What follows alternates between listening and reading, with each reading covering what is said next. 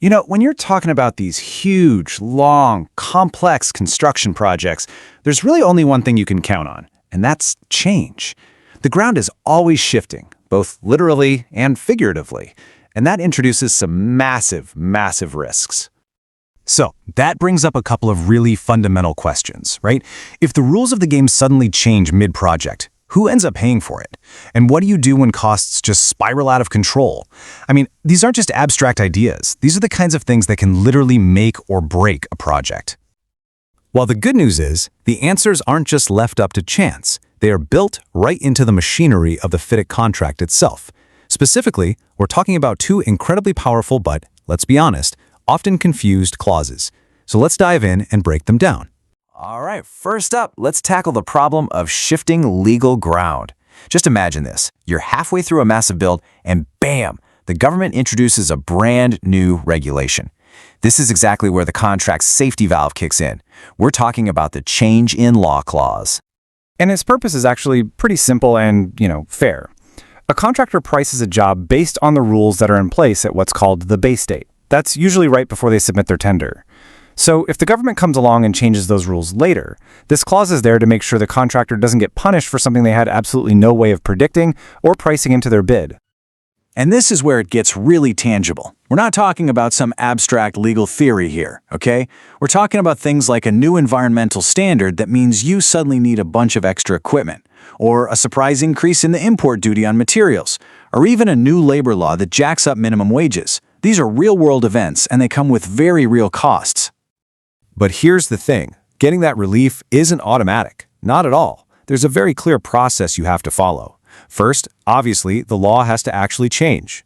Then, the party that's affected, and that's usually the contractor, has to give timely notice.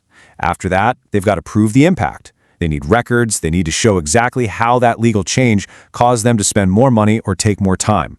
Only then is relief granted. You miss one of those steps, and poof, that entitlement could be gone.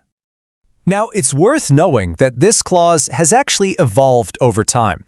The 2017 FIDIC forms brought in some really important upgrades from the old 1999 version, and the whole focus was on making things clearer and the process much more structured. You can really see the difference when you put them side by side. The 2017 version just tightens everything up. The word laws is now super precisely defined. The whole claims procedure gets moved into a much more rigorous formal system. And this is a big one. It explicitly connects a change in law to the variations procedure if the actual physical works need to change. It's all about getting rid of that gray area, reducing ambiguity. Honestly, if you boil it all down, this is the single biggest upgrade. It's the move away from that general kind of informal claims process in the 99 books to what is basically a highly structured, time-barred, and predictable claims machine in the 2017 version. And what that does is it forces discipline on everybody involved, both parties. Okay, so that's government risk covered. But what about market risk? Inflation, supply chain chaos, that kind of thing. Well, that brings us to our second key mechanism, the contract's inflation valve, which is all about adjustments for changes in cost. So this clause, it's tackling a completely different beast, inflation and market volatility. On a project that lasts for years, the price of steel, fuel, labor, it can swing wildly. What this clause does is it creates a formula-based way to share that risk. That way, the contractor isn't forced to basically gamble their entire profit margin on trying to predict the economy years in advance. Okay, now this is probably the most critical thing to remember about this clause. It is switched off by default. It only kicks in if the parties actively agree to include specific cost indexation schedules right there in the contract. If there are no schedules, there's no inflation adjustment. It is really that simple. So, when it is switched on, how does it work? Well, it uses formulas and official indices that everyone agreed on from the start to adjust payments. But, and this is super important, it is not a blank check. It's not a cost-plus reimbursement where the contractor just gets back every dollar they spend. The formula gives you some protection for sure, but the contractor always carries what's called residual risk for any costs that aren't perfectly covered by those indices. There's also a really clever and frankly fair feature built into this. If a contractor is running late because of their own issues, they don't get to benefit from any inflation that happens during that period of delay. The price adjustments get capped essentially at what they would have been if the project had actually finished on time. It's a smart way to stop a contractor from profiting from their own mistakes. Okay, so we've got these two powerful clauses, but mixing them up, man, that is one of the most common and costly mistakes you can make. So let's make the difference between them absolutely crystal clear. Here's the key, the absolute crucial point. You always have to ask yourself, what was the trigger? Was it an act of government, like a new law getting passed? That's your change in law clause. Or was it a market force, like a local labor shortage that's driving up wages? That's your change in cost clause. See the difference?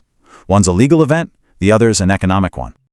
Just remember, these are two completely separate tools in the contract designed to handle two very different kinds of risk. And knowing which path to go down, well, that's everything. All right, let's boil this all down to your three key takeaways. Number one, change in law is the contract's safety valve for new government rules. Number two, change in cost is an optional inflation valve. Think of it as a shock absorber for when the market goes crazy. And number three, the magic question is always, was the trigger a government act, or was it a market force? And that leaves us with one final thought to take with you to your own projects. I mean, really look closely at your contracts. Do you understand which of these clauses are active and exactly how they're supposed to work? Are these huge risks balanced fairly between the parties? Or is someone sitting on a ticking time bomb, just waiting for the rules or the market to make a sudden move?